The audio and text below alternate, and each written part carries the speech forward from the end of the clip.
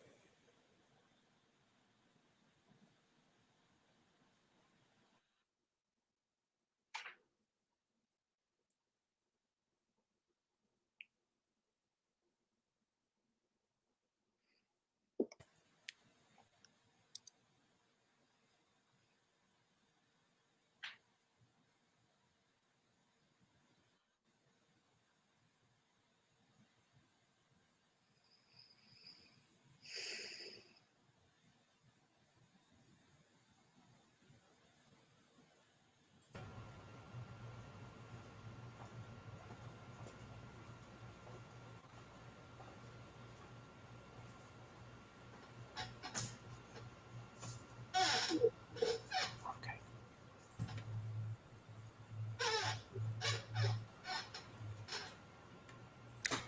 Good evening and welcome to the Coral Springs Museum of Art's Chatted Up series, featuring exhibiting artists within our museum.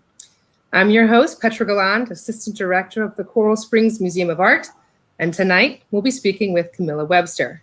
However, before we begin tonight's community event, the museum would like to thank the Florida's Department of State, Division of Cultural Affairs, the National Endowment for the Humanities, Florida Humanities Council, the Broward County Cultural Division, and the Broward County Division of Cultural Commissioners, the City of Coral Springs, and the museum's board of directors, Scott Brook, Joy Carter, Joshua Simmons, Sean Serra, and Larry Vignola, and to our members.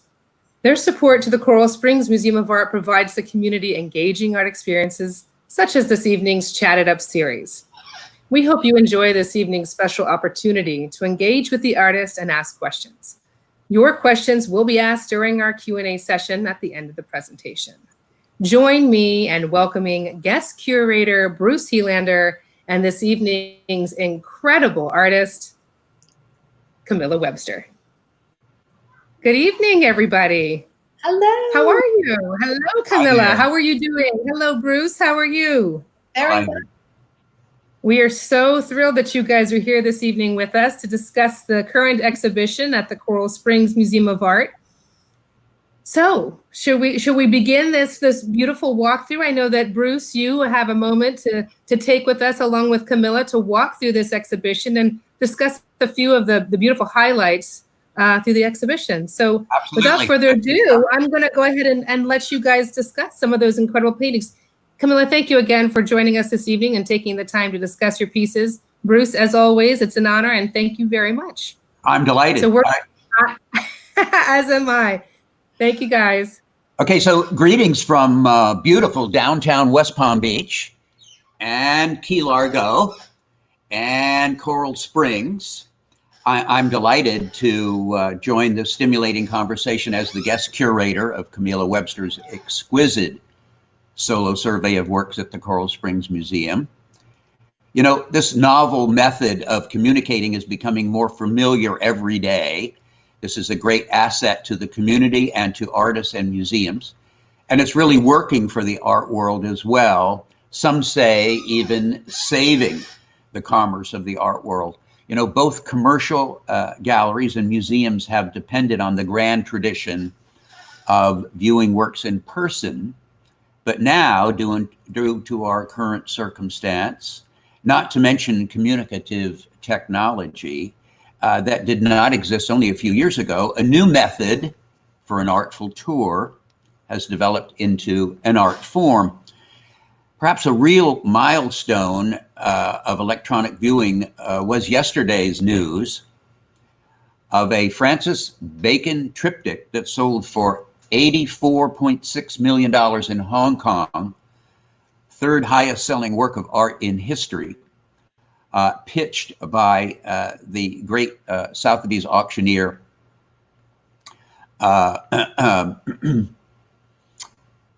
Oliver Baker. He led the action, and you know, for years, as I covered the Sotheby's auctions, the Christie's auctions for the Huffington Post, or for my own magazine, The Art Economist, journalists had to be in what certainly Camilla would note, something called a press pen. It was literally a pen that the press would be put into. And you were with lots of very prominent writers from Art in America or Art Forum or Art News or Artsy, but indeed it was a pen. And if you were lucky, you could see what was going on. So it's kind of ironic in a way that this is a tour that parallels yesterday's sale, where there's only one person with an audience of several hundred thousand, but it was clear and you didn't have to be in a press pen. Now the majority of art galleries and major museums are staying open with electronic gadgetry that allows the viewer to see the works as well to understand the works and to interact with curators. But the show must go on, and it's my sincere hope that this discussion tonight will offer the best opportunity to view and understand the artist's process, philosophy of art making. My essay for this show, which will be published in the fall issue of Art Hive, is titled Webster's Unabridged Dictionary of Narrative Abstraction, which explores the relationship with the artist as a former award-winning journalist for Forbes and Wall Street Journal, among others. She has elegantly challenged her extensive writing experiences into dynamic, painted canvases that speak their own distinct and non-representational language, where every picture tells a story. So I'm delighted to be here. Camilla, we would like to start out with the first picture in your show. We're taking a walking digital tour. This is a first for a lot of us and for our audience. I understand questions are available later on. But let's get started with the first picture of the show as you come into the main gallery. That picture is called Rosie the Mask Maker. Let's have a look. Can you give a commentary on this? It's a wonderful composition. Obviously, this one is a narrative work which tells a story.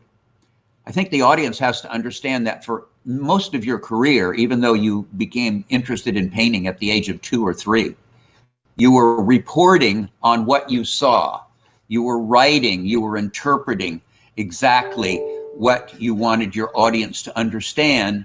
And now, in an interesting transition, you are indeed still reporting, not with a typewriter, not with a camera, but with a brush. And so here we are. Tell us a little bit about this picture. Well, Bruce, thank you for your beautiful introduction. I'm absolutely thrilled to have an exhibit curated by you at the Coral Springs Museum of Art. And I've been so grateful for the wonderful support and engagement of the community, of Petra and her fantastic staff. And thank you for your intro. It starts with a story, and we'll continue the story because I started my journalism career at 60 Minutes, although I followed my mother around, who was a well-known Time and Life photo editor to notables like Gordon Parks, with my sketch pad from when I was a little girl. So I have grown up around groundbreaking storytelling since I was born. But I always had my sketchbook. And now I have the joy of focusing full time as a painter and a creative. And this painting, Rosie the Mask Maker, probably sums up, it's sort of like the converse of both my worlds. I saw journalism as a public service, and that's how I was raised, to make sure that the public experienced the truth, felt inspired to live their best life and be part of a bigger member of civilization. Mm-hmm. And so this was painted in response to actions I was taking. I was deeply concerned about frontline healthcare workers in New York at the outbreak of COVID. One of my dear colleagues, Maria Mercator, had just died in the hospital in New York, which was very heartbreaking. We served on the CBS Foreign Desk for many years, and I was inspired by the images women were posting in their Facebook groups, making masks, and I painted this portrait of Tina Gloss-Fennell, who is a Rosie the Riveter mask maker. And I wanted to capture this moment and our need to come together. And I've always been fascinated with our history, our social, economic history in America. And so, like this work and other works like America at Sea, I try and capture the essence of our spirit and a spirit I was raised with. Because, as you know, I also always focus on my art healing something in some way. And I think she says to us, now come on, it's really just time to come together as the America that we know that we are, to solve a crisis. So let's just get on with this. You know what this image is about. We won the war in World War II, and we're going to win this war. And I think you might want to make a point for those who don't realize it, is that Rosie the Riveter was an iconic poster.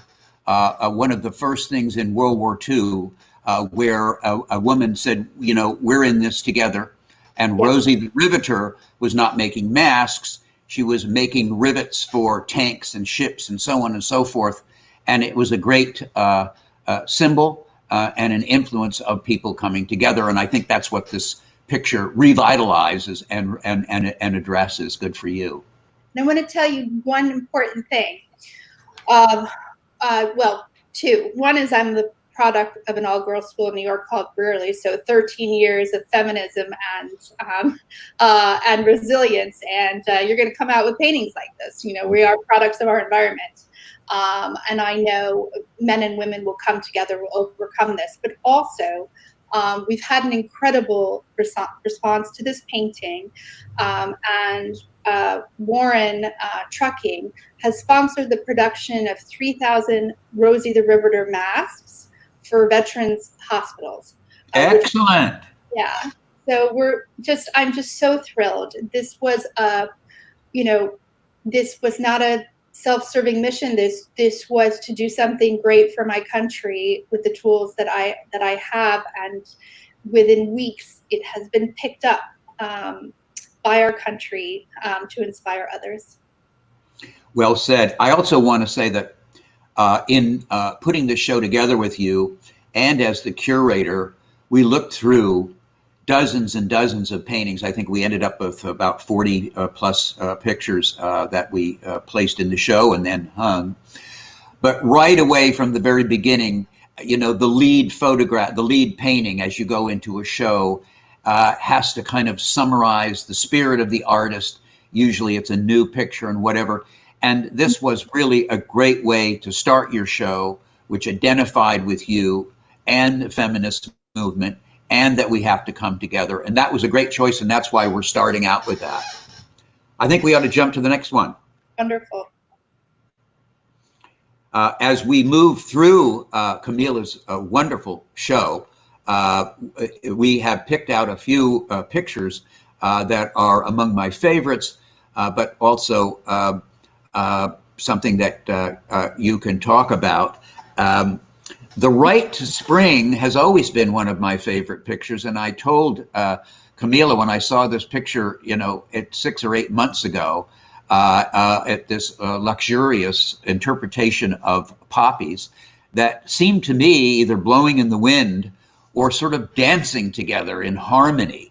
And I think you've put together a combination of so many wonderful aspects of this painting, not just its composition and its fluidity, an obvious a feminist a spirit to it, but also a great lead into the rest of the show. What can you add to an observation of this picture? Thank you. Well, I had such a joy in painting Right to Spring. I was madly in love, and I think that that's very evident in the energy of the painting. I now realize that all the lovers that all of these artists have taken that we've studied in history, and we're so shocked. I totally get it now. Whether it's the birth of your child or your girlfriend or your boyfriend, an artist, when they can channel something massive like the movement to solve corona, or their lover. I mean, I'm totally down with Picasso now. I'm like, I totally get it. Or Rossetti or whatever. I just couldn't wait to paint. I couldn't wait to create. I couldn't wait to share this love with someone else. I couldn't believe it was spring. And I was also celebrating a beautiful evening at the iconic Colony Palm Beach. I was invited to a special wine tasting dinner, and one of my childhood family friends, Rennie and Reed, are the most wonderful floral designers, had produced a series of designed flowers that were poppies at the table. And they were done in a way that you focused on a single flower. And there was something very inspirational about that.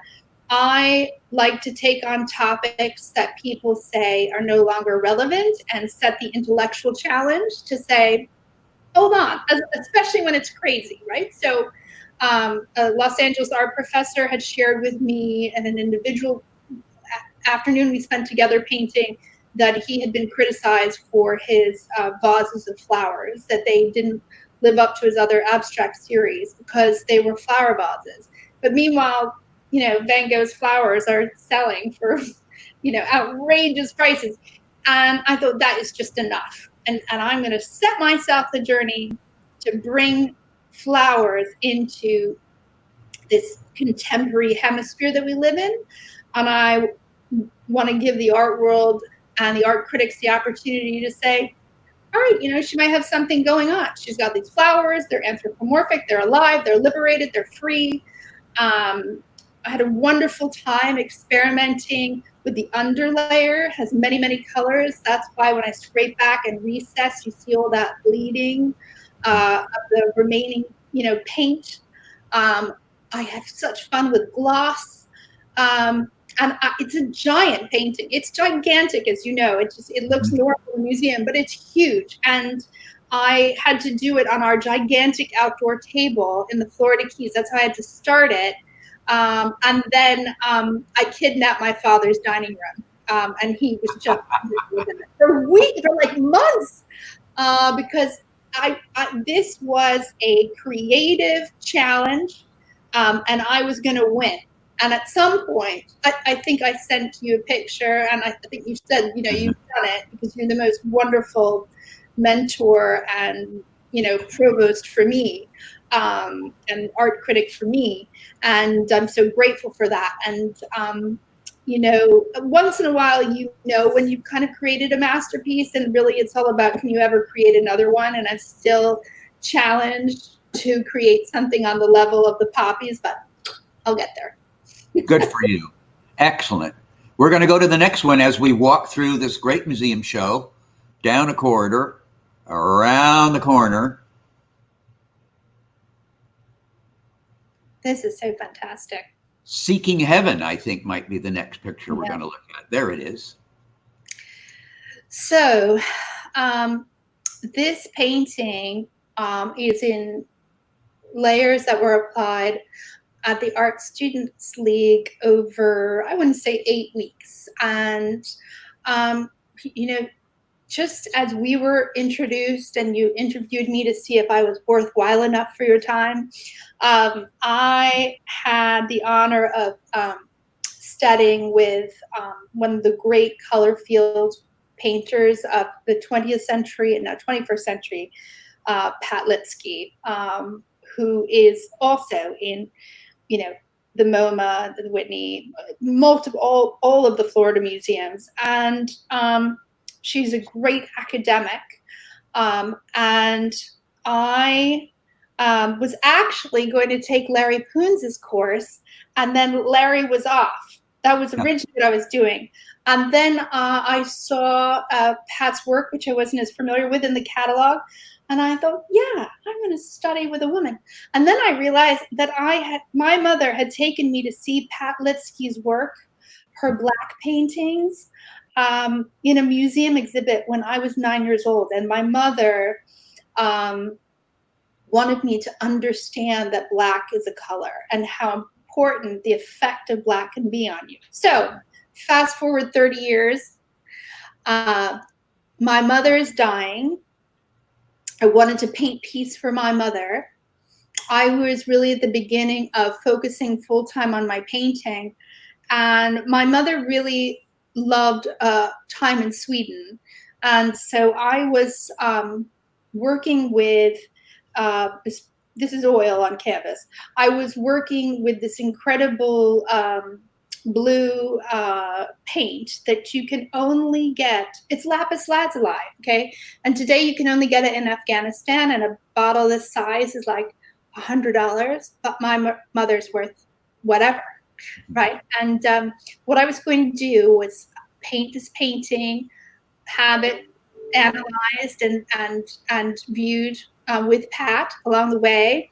And then I was going to send it to the special center where she was being treated for Alzheimer's in England. And I got their approval to do that because the Alzheimer's mind is extremely frenetic. And she was in a wonderful place called Fox Earth where they don't overdrug the patient. They work with the patient to have a better experience. So this is like the pinnacle work in my art career, which if we can go to like the broad shot of it, it actually probably captures it better. But I studied, thank you, because you can kind of see how the light, it's like in person, it just glows and glows and glows. And it's a painting that people have stopped and cried by. It kind of has this heavenly light. And that's the thing, my mother needed to be in peace. And so I was painting peace for her. This story got picked up by the TEDx speaker series. And that's what I gave my TED talk on. It was called Art in Front of You. And it was about the art of calming down. And so what started as my journey to give peace to my mother ended up giving peace to myself, and then went on to give peace to thousands of other people through the talk. And there's always something in my art about healing, So I might have my private intellectual technical challenges that I'm working on, but I see what my art does for people. I get letters from people saying it's changed our love life. Because a lot of people hang my art in their bedrooms. I hope that my work gives people peace and then hope.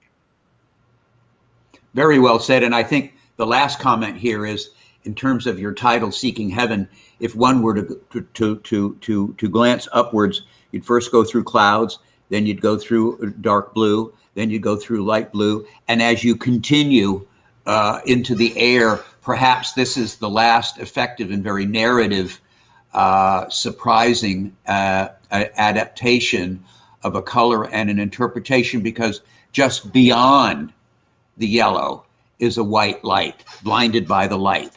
And I think it's just in terms of a minimalist picture, a spiritual picture, and especially now that you've outlined the background, it really is quite effective. We've been on for 25 minutes and we've got about 7 more pictures to go. So we'd love to go to the next one. Okay. The title is Becoming a Self-Portrait.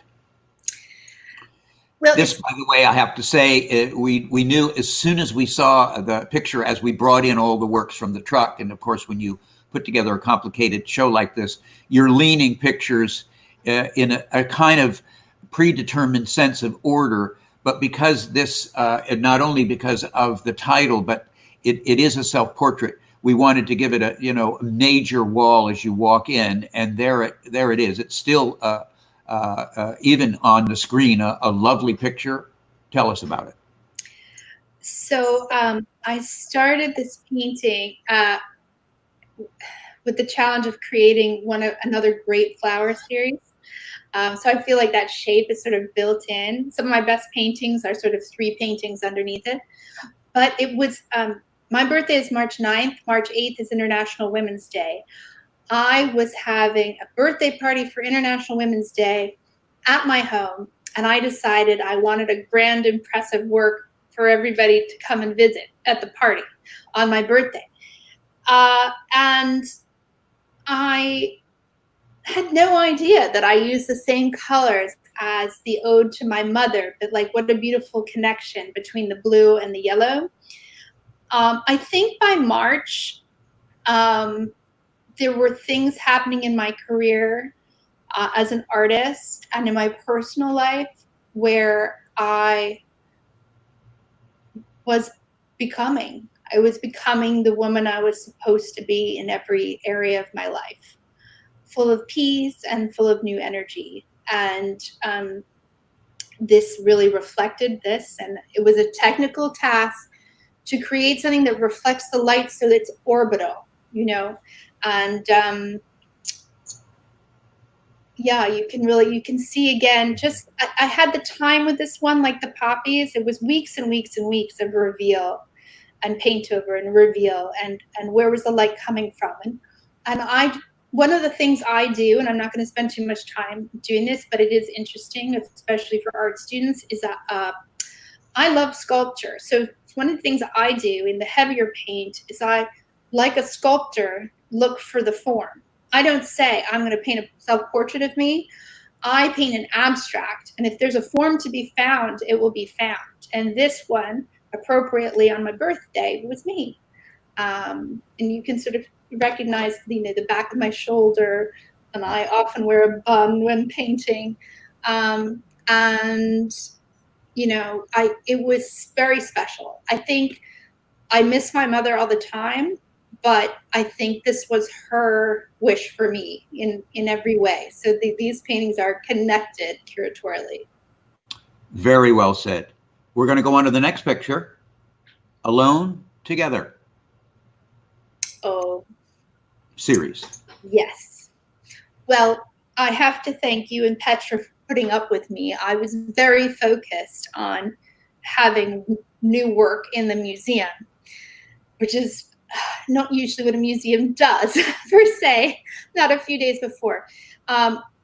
During coronavirus, I was very fortunate, and I still am, to be in the Florida Keys, and we have these beautiful, rich, wild forests full of crocodiles and parrots, birds, and allegedly panthers, and I would riskily walk towards them at night and look out onto Card Sound, which is the body of water at the beginning of the Keys. And I felt that it really reflected my internal dialogue. I was speaking to people I love on video. And I'm going back to the blues, right? So the blues started at the Art Students League with Pat Litsky. And, she is an incredible academic, and it was like, listen, you can go paint whatever you want, but if you can't handle one color, how dare you handle 10 colors? Mm-hmm. So that is very centering for me. So that's the exploration again of the blue, and also that it's precious. So lapis lazuli was only used for the patron, Jesus or Mary, in religious art. And also in holy places in Persian architecture. So I am honoring this time of isolation, right? And again, I think I'm evoking, nature and my passion for nature, and I'm expressing love in it, but it's a very quiet, it's not a fearful time, but it's a very quiet time going inside, right? And nature is going inside itself and reoffering its bounty to us. Well, I don't think anyone could say it any better, and they're also engagingly beautiful pictures. It's amazing what you can come up with on a canvas with two, with white and blue. This one actually is one of my absolute favorite pictures because it has a perspective. It still has abstraction. It has almost a kind of a de Kooning flick in there somehow, but it really is quite wonderful, and this is a great story. I think when we look back at these, we might identify these as your very own blue period paintings, I think. Yes. Let's go to the next one. Okay. You're welcome. Palm Beach, I love you. So fun. Well, I've had a wonderful year in Palm Beach. I moved to Palm Beach full-time a year ago, and we had wonderful discussions about capturing the energy of Palm Beach. And, they were refined over a few weeks. But I mean, they just poured out of me. I'm surfing. We've got coconuts flying. We've got birds. One of my collectors, Guy Clark, also collects hunt slow-noms. So I've got parrots. So, everybody's art just gets into your head. I mean, I think you're in this painting too, because we're spending so much time together, and you have such a fun, joyful, cheeky approach to your art. And I think your personality is in this as well as mine. And I remember you coming over to 2812 South Dixie Highway, my entrance studio, and we were discussing the composition of these different works of this period. But thank goodness we had this moment, because these are really the last paintings of sort of a Palm Beach heyday before lockdown. And John Lennon used to say, that he would get into the air of Palm Beach and it was different. And that fascinated me about Palm Beach, because there's a certain part of Palm Beach culture that I thought was maybe like too frivolous. And then I felt the magic in the air. I smelled the air and I felt the magic and the creativity. And Palm Beach and West Palm Beach are just on course to be some of the most exciting places in the country. Real contemporary art centers that experts like you and patrons and donors have built to this point, and we're going to have a recovery, and it is going to be on fire. And I think again, well said. Okay, so 4th of July, a few days away, Yes. Behind us, and that brings me to the next picture, as I recall. Stars and Stripes, I think, is the title. Let's take a look. Off we go. We can find it. Virtual. For those of you at home looking, you can see what an amazing, ambitious exhibition this is. There it is. There are a total of six or seven separate galleries, and the trick with a show this complex is to figure out how the shapes work with each other. This was always an outstanding work. And coincidentally, as I said, the 4th of July was just a few days away, and here we are, a painting called Stars and Stripes. Tell us about it. So every year I paint a Stars and Stripes work, and it's really how I see the political landscape. America's destiny is very important to me, and I'll be intertwined with it the rest of my life.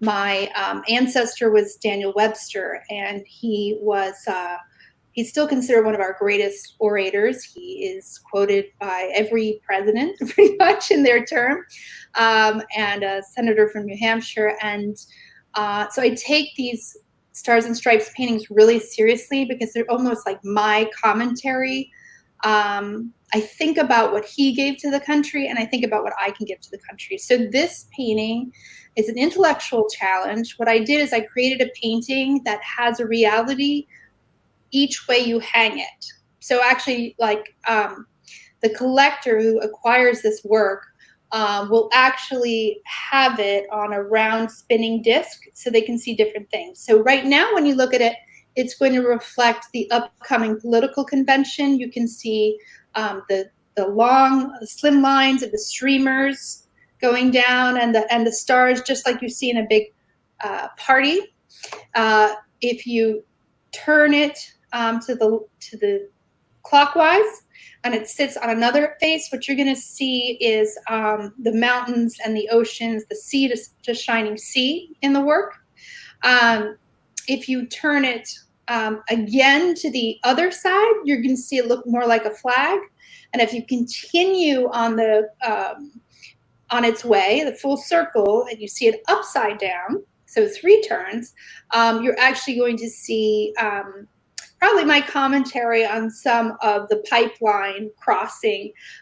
We're seeing, we have to take care of our environment. And the final turn is a message that if you want the stars and stripes and the beautiful America, you truly need to take care of the land and the sea and the sky that we're so honored to live in. Can we quote you on that? Yes. It's beautifully said. And you know what? We've been working with each other for over a year. Yeah. And I pride myself on my titles.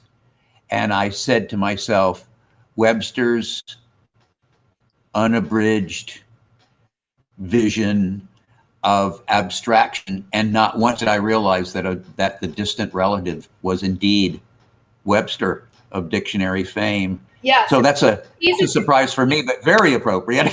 He's a distant cousin, but I always feel like I have a lot to live up to because my other ancestors discovered and developed Nantucket.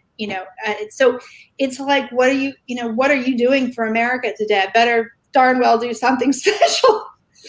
Well, it's a special picture. It flows. Even this close up that shows the detail and the built up canvas. It's a beauty. Going on to the next one, which is one of my also favorites of the show, called The Point, which I believe is from the Keys, Key Largo. And it's a beautiful little story, but it's a great composition when we find it. It's coming close. There it is. It's a very large, ambitious picture that, to my mind, incorporates many of the qualities that you've had, that you've sort of picked up in your past about describing an incident, describing a sunset, perhaps describing, I can almost feel like you're standing in front of this with your microphone, speaking about this perspective. I think one of the engaging parts of this picture is that it's not only a standard but abstract composition, but you found a way to magically have a vanishing point with these telephone poles or light poles or whatever that adds a really marvelous perspective and vanishing point and makes this picture even more interesting. How did this start? Where did it come from? Well, I was invited by interior designer Elizabeth Gia to create 2 large paintings for the Deering Estate in Miami. This is for the Junior League Designer Show House, which is at a very, very high level at the Deering Estate each year. She asked me to imagine 2 works that Charles Deering would want in his collection. He was a great art collector, and he had a great home that the public can enjoy now, with incredible gardens. So I went and painted the view of the Point at Ocean Reef Club. It's a similar light and experience that Charles Deering would have in his time period, looking out of his beautiful mansion onto the same body of water. And here I played with, I was a bit cheeky, right? So if you're Charles Deering or, you know, a member of a highly hard to get into private club with a private point, you must go out there and ask yourself, what was the point of all this? And then of course you look at all the points. And I was thinking about the man who went from point to point to point, building industry. And then this could be interpreted as a golf course or the highway, because Florida is full of points, okay? It's just, it is the land of poles. You've got the poles on the golf course. You've got the poles that you navigate your boat through.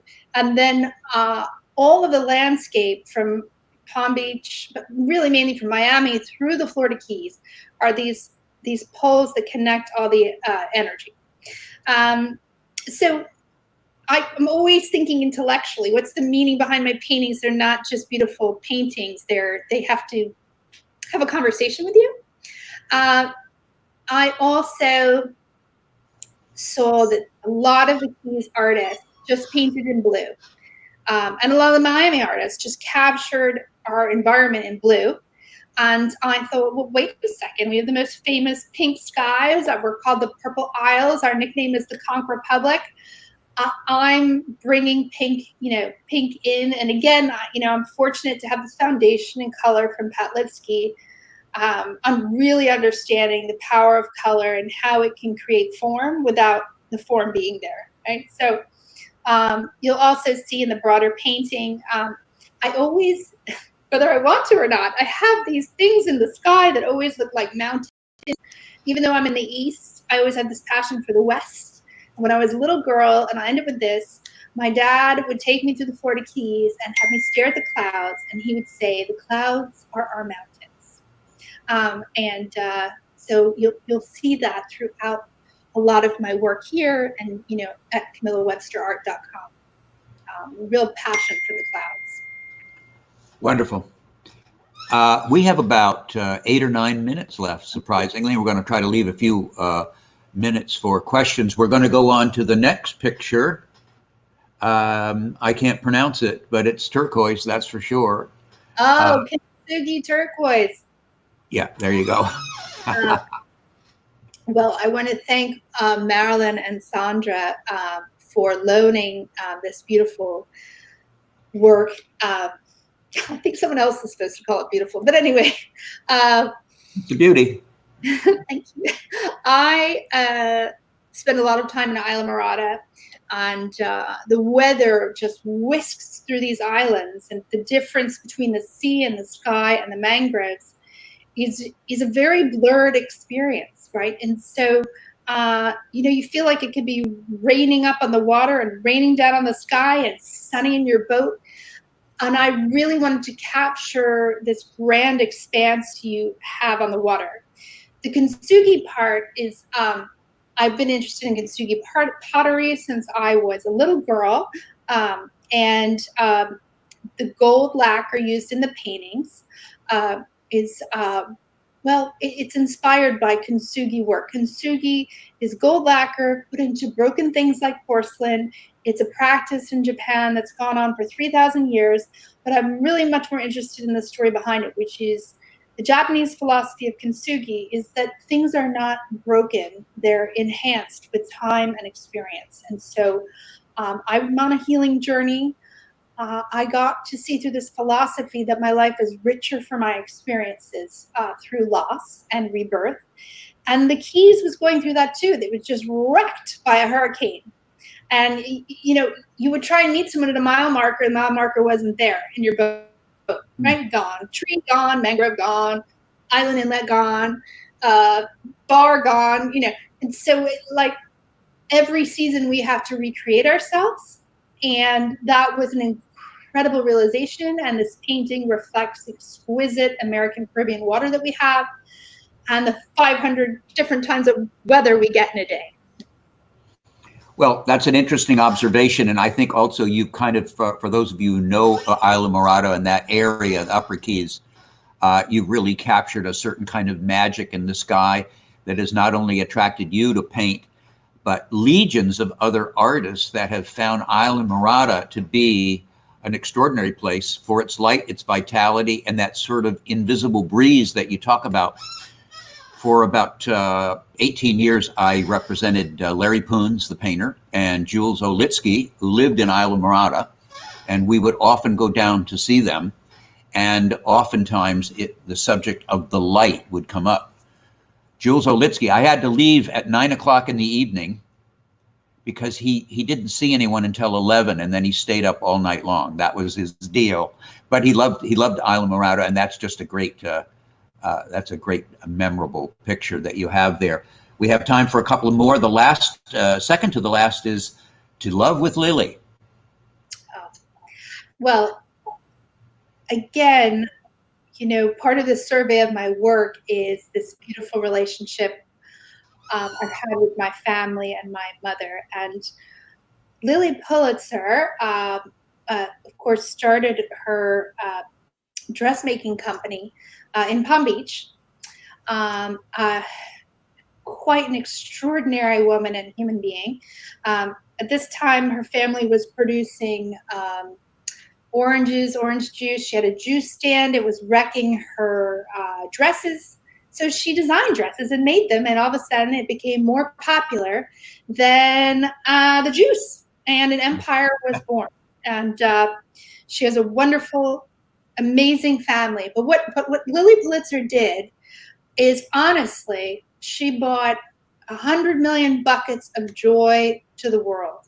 Because when you're in Palm Beach, you go down the street, and either everyone is wearing Lilly Pulitzer at some part of the day on Worth Avenue, or they're wearing something inspired with the effervescent, luminous, almost fluorescent color scheme. And that color scheme does come from the landscape. You have to know where to look, because Palm Beach is now developed. But you can find the fuchsia flowers, you can find the yellow grasses. And when I was there long enough that I actually lived there rather than wear the dresses, I saw it. But most importantly, the reason I dedicated this 2 large paintings to these memories is it's amazing how an artist or a cultural icon can literally give you joy for the things they create. So I have a large family in New York, in the Midwest, and we would come together at my grandmother's house in the Keys. At the time, not in the 1970s, Lilly Pulitzer had a warehouse in Miami, and you could go and buy your dresses. And that's what we did. We'd hop off the airplane, and all of us would go to the warehouse, buy a beautiful collection of Lilly Pulitzer shifts, and all our family photos were taken in these dresses, and they're pretty wild and crazy, for New Yorkers to get into. So I wanted to thank her and thank the family for adding color to our family memories. It was special. Now it's fashion. Then it was part of the Florida adventure. Do you know what I mean, Bruce? And it's out there every day. I think it's interesting. I mean, I knew Lilly well, and I knew both of her daughters and her granddaughter, actually. And Lilly was considered Palm Beach Society's first sort of bohemian, someone who was a great free spirit. Yes. And the idea that she said, you know what, I'm going to make these dresses. As I recall, and I don't know whether you just mentioned it or not, she was concerned about the orange juice spilling on everything, so she decided to make these colorful things. I believe that's a true story. Yes. And the tradition, of course, her company has been sold for lots of money, but the Lilly Pulitzer look still is part of Palm Beach. With its color scheme. I mean, it's really associated with that kind of fashion statement. So, but it's curious that she was considered a hippie, a bohemian, sort of freestyle, and that's what made her a great success, is sticking to something that she believed in. Right. Well, her background spoke to me because she's a Pulitzer. There you go. A journalist. So the Pulitzer Prize is very meaningful to me.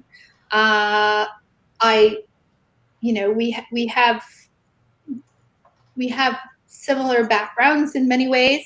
Mhm. I'm also bohemian, and so there's something really meaningful in her story, and it's just a good thing. Great.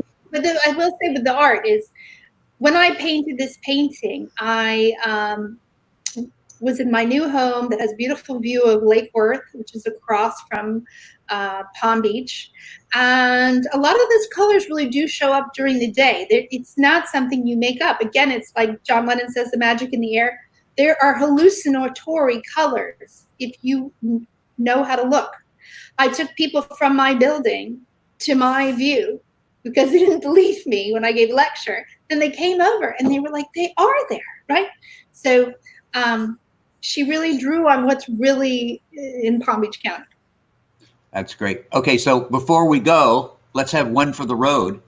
Duke's Martini #2 is the next picture we're going to talk about.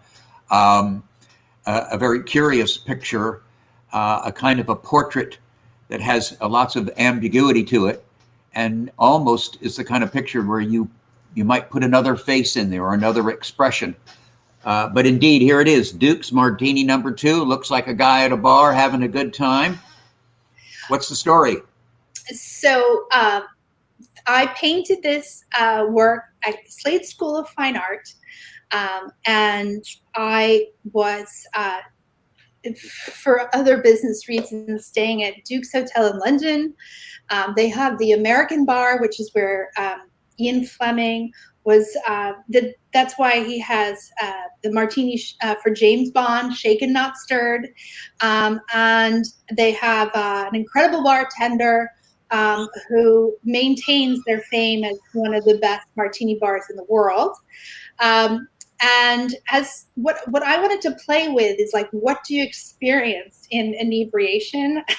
And also, what we haven't had time to discuss is I'm half English, so I was also raised there.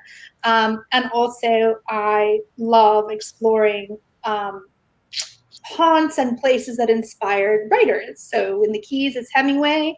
Here it's Fleming. The first martini, everything is sharp and crisp, just like the gentleman's blazer, the martini maker behind the bar. The second martini, and the bar is getting wobbly in the back. But what's sort of important, which is also just like a commentary on how we experience alcohol, is why is alcohol such a great drug when you're at a bar? Is you either have a fascinating bartender, right? And you're just like, they could look like anything as long as they're fascinating, and they make a good drink. Or you're like, everything looks so crisp and beautiful. I'm not really inebriated. Everything's fine. So the bartenders at Duke's are on point. They're fat, no matter how many martinis are going out. They are immaculate. They are the best of the best. So that's what I was, that starched white jacket had to be there. The front of house, the drugs had to be there, right? The bar itself, the magical potions. It's supposed to be fun, but it also has a little bit of a warning, right? Because it's #2. Like if you're going to go to number 2, he's already got foggy face. You don't remember his name. You just remember the martini. #3, you're really in trouble. And I used the red and green on brown paper to be like, people are like, should I have another one? Should I not have one? It really gives people a chance to sort of say, what does this mean to me? Am I a drinker? Am I a non-drinker? It's painted with a broad brush. A study was done before, but it was actually executed in an hour. So I studied I studied him. I studied a photo. I laid out the dimensions with some old art school tricks, but we were asked to paint something very quick. And so, and it was a bit of an ode to the screen, right? Because alcohol is full of a lot of different things for different people. And I hope that's all in there. And I think I love the way you put that, because it's all, the bar at the Carlisle, for example, with Bobby Short singing in the background. The bartenders there were famous for their style, for their conversation. And I think that this picture also parallels that kind of great high style, and the way you have explained it makes it even more important.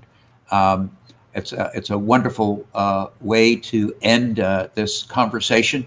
We may have a few minutes left, but I thank you for such a great explanation of your work on behalf of Petra and myself as the curator of this great engaging show, which, by the way, parallels Mickey Hart's show on the other side of the museum, the drummer for the Grateful Dead and an interesting painter as well. We are going to have another talk on his work in a week or so, I guess, Petra, but we welcome viewers to come back and take another look. This is a great documentary, and it's something I think we can look back on. It went very well for a first time out here. Congratulations.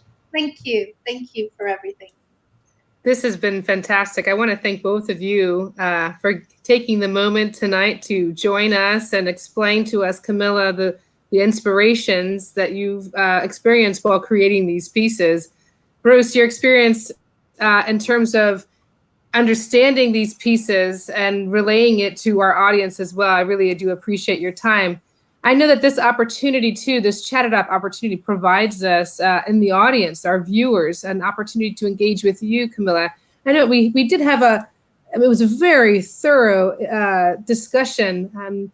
We did have we had an interesting question this evening from a viewer, and they asked, I wonder if the artist thinks of how to heal first or finds the healing while they paint. Very good question. Yeah, I thought that was a really engaging question too. It was really, really good. And it came up while you were discussing Seeking Heaven. Mm-hmm. Definitely at the time I created Seeking Heaven, and Petra, you and I have spoken about this. I prayed that God would help me create something that would reach my mom, right? And it's almost like so many of the abstract healing paintings have continued on that course. So I painted to heal my mom, but if you go to my TEDx talk and you Google that on YouTube, you'll see that creating that painting for my mom healed me, right? Which is like the ultimate mother's gift, and I can't help but tear up because I loved her. But, but it was also a gift that kept moving forward. So I do pray and meditate when I paint, particularly the big lands. I have a painting here called More in You. And I prayed and meditated before I painted, but especially creating the oceans, there's a lot of brushing back and forth. That's like, it's almost like Asian martial arts, because you're back, forth, for hours, back, forth. And you can get yourself into this almost symphony of being. Like, it really is like a religious experience.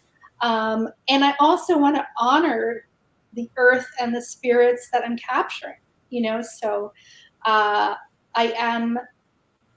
I've been on a spiritual journey for a long time. I've been very present to it since, I would say, 2005, probably when I came back from Iraq, and I had cruise missiles go by my head and I didn't die. It's a whole other talk, but I went to Iraq as a journalist, and I feel like I came back to serve, because I know the truth of the stories of the men and women that were there, of the Iraqis that were there, of so much that I lived. I came back healthy. I came back able, and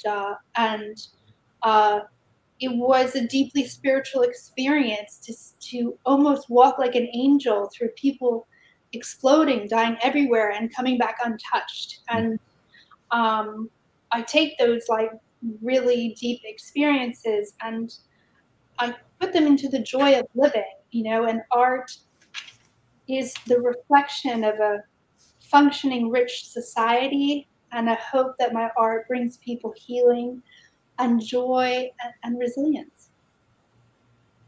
Yeah, I definitely think it does. I was going to ask you about sort of your connection, your spiritual connection to the environment that you paint. I know that we talked about Turner and the thrashing waves that he creates. And so water is his sort of connecting spiritual guide, and, Constable with his pastoral clouds, and O'Keeffe with her pastels in the desert. And I think for you, I see this softness and this warmth that's really resonates with the look and feel that the Keys provides everybody, whether you're from Florida or you're not. I mean, you go down there and instantly you feel this sort of spiritual relaxation and calmness. And it's so prevalent in your paintings, especially within this exhibition. You really do see that. And I, again, hark back to that sort of religious, spiritual connection that you have created with your environment. Thank you so much. I did my master's at St. Andrews University in Scotland in Italian Renaissance paintings. And I think a lot about, I practically talk to Da Vinci. I really do. I think about him all the time, probably every time I paint, because I was given a grant by the university and many other Italian artists to go to almost every single church that held major art in Italy. And I loved it. And I dragged my boyfriend at the time around every church in Italy. But it was wonderful. And even he got wrapped up in it, right? And what I realized was that Da Vinci, Verrocchio, Michelangelo, Piero della Francesca, they had to translate the essence of God and angels and the creation of the earth to the public. And they were the only broadcaster. And they had the journey of working with the patron, being true to themselves on some level as an artist. And you always see it, even if they got a weird assignment, they always sneak in something, whether it's a color that means something, whether it's a message. And I don't see myself as much different. I think I got a spiritual assignment to bring us together. Water, while theirs might have been the stories of the Bible or the stories of the rise of empire or the Medici, mine is that water is our only connecting element that lives within all of us. And so we're in the midst of social strife, health distress. We are 80% water. All of us, as we stand next to each other, when we look at our differences, the main bit of us inside is the same. There's been scientific studies of how the fluid in us changes and reflects with the rising tides of the ocean. And of the greatest thing that connects us around the world on every continent is the ocean. And of course, the ocean operates under the sky and is influenced by the earth and human beings. So this was what is this universal thing I can share people to literally change them, awaken them in something so primordial that is beyond the things we experience on the face of things, but is literally what we are. That was beautiful. Thank you, Camilla. Absolutely. I have a couple minutes. We have a couple minutes, and I see that we have some questions. So I'm going to shoot right over to the side here, and I'm going to see some of these. Oh, yeah. How do you pick and choose the colors you use in your paintings? Great question. Well, let's see. So sometimes I think I'm a bit of a lazy artist because I just get maybe it's just I listen hard to whatever's inspiring me and just go.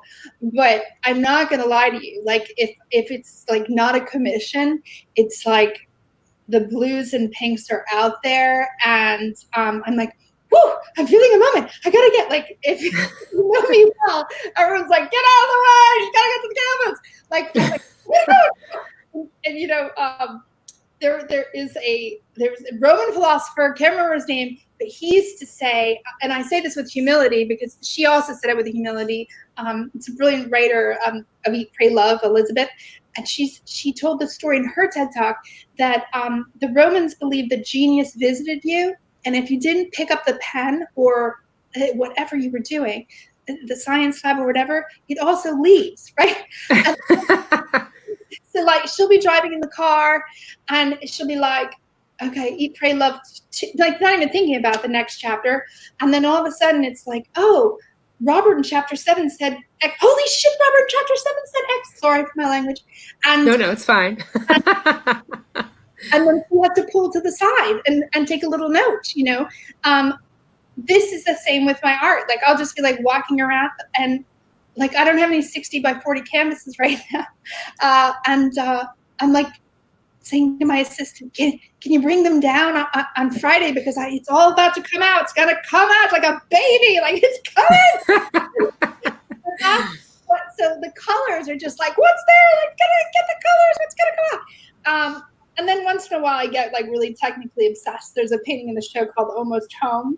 And I wanted to, there is this glowy, blacky blueness in the sky on Overseas Highway.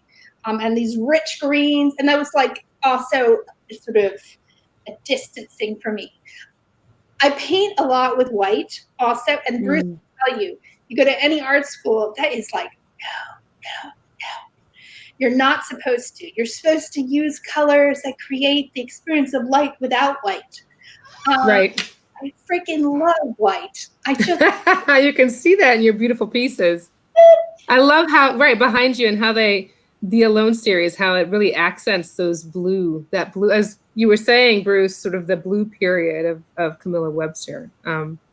This has been a phenomenal evening. Just incredible to sit down and chat with you, Bruce, and you especially, Camilla, your show being at the Coral Springs Museum of Art. I want to thank you guys for coming out and joining us this evening. And I also want to thank all of our viewers on Facebook and YouTube Live. We hope you'll join us next week when we'll be chatting it up with vibrational expressionist Mickey Hart, former drummer of the Grateful Dead and current drummer of Dead & Company, Thursday, July 16th at 8 p.m., 5 Pacific. Again, I want to take another moment and say thank you to Camilla and also to Bruce for joining us this evening for this I think it's our third Chat It Up in our series. And I hope that maybe we'll see you again soon. Otherwise, we just want to thank our viewers again. Take care and have a beautiful night from the Coral Springs Museum of Art. Wonderful. Bye, everybody. bye. Thank you. Thank you.